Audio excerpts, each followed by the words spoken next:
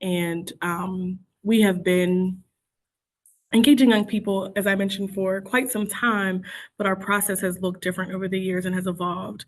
And so I can speak to that evolution if that's helpful. But I think we were understanding the power of young people's engagement in research, but we didn't have a really active process. A lot of what we were doing previously was engaging young people in more passive based research where we wanted them to take an exploratory learning course. And through that exploratory learning course, they developed project topics and they had to just kind of do secondary research. They were tasked with putting together a research project, research paper, sorry, and also putting together like a presentation that they would present before a panel of judges, and then they would be assessed based on the quality of their APA research paper and the value of their oral presentation. One of the folks that was a facilitator and a judge for us came to the final student presentations and kind of pulled me over to the side after he had observed a ton of the presentations over the course of like 3 or 4 days. And he said, hey, you're really missing an opportunity to engage students in more active based research. I really think that you should consider, like, the work you're doing is really great. It's wonderful. I'm excited about having your young people demonstrate their work in this way, but you're missing a unique opportunity for them to be more actively engaged in the process, collecting their own data, really being able to take on more um, research, community-based research like work. And so for me, I was not in belief initially. I was like, oh, like, we've been doing this process for some years. We had students journal, we have students write their 5 and 7 page research paper, and we have the students present it. Like, that's how we've done it. And we were committed to that. Um, but I think he was really pushing us. He saw something in our students, he saw something in the work we were already doing with them that could be elevated, that could be pushed. And it was just a matter of us really believing that it was possible. And so the next year, we had an idea to focus on a lead specific project where we wanted to address lead exposure in one of the local Pittsburgh communities. And we partnered with this person who approached us the previous year about the research projects. He was a PhD student at the University of Pittsburgh, working in the School of Public Health. And so we approached him and said, hey, we have this kind of bold idea. We want to approach the health department and see if they'd be interested in allowing our students to help them address lead exposure, since that was like a really heightened issue at the time.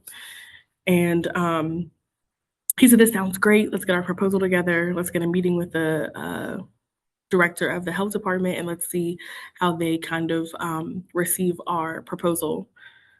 We went in and they were really ecstatic about the opportunity and very responsive to our requests.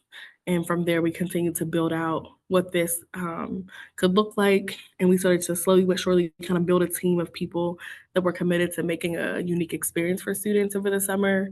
And so once we started to do this project, that's when our eyes just were completely open. Like, we had no idea that students could do all the things that they were being tasked to do in this particular project. And I'll dive deeper into that, but this just still provides that context of how we got to the place of really making YPAR a central part of our work.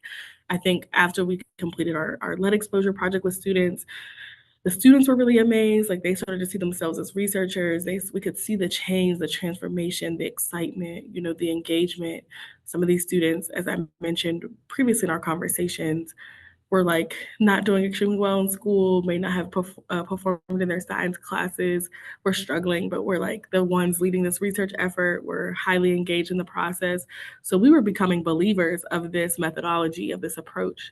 And like I said, we were kind of just happy with how we were engaging students in, kind of writing research reports. But this was a new way of doing the work that we always aspired for our students to do. We just didn't have the tools or the mechanisms. So this helped us really change our approach and our perspective. And Marcus Poindexter, who's the person I'm referring to, was the one that really helped us push our programming forward in a way, and it forced us to look inward, to be reflective, and to help us think about ways that we can be doing this work differently, how we can be better leveraging young people, how we can be positioning them to have more agency and power over the process.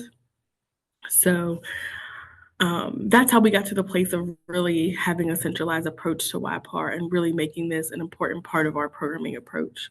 So I know that was a lot, but I wanted to kind of give you that context to help folks understand that we too were struggling to believe that this was the right approach for our students, and we had been so beholden to a process that had worked for us for several years, and were committed to that being, what we would continue to do. But it took a person to help us really see beyond ourselves and see how our organization was missing an untapped opportunity. And so once we were kind of able to see it, then we were believers. So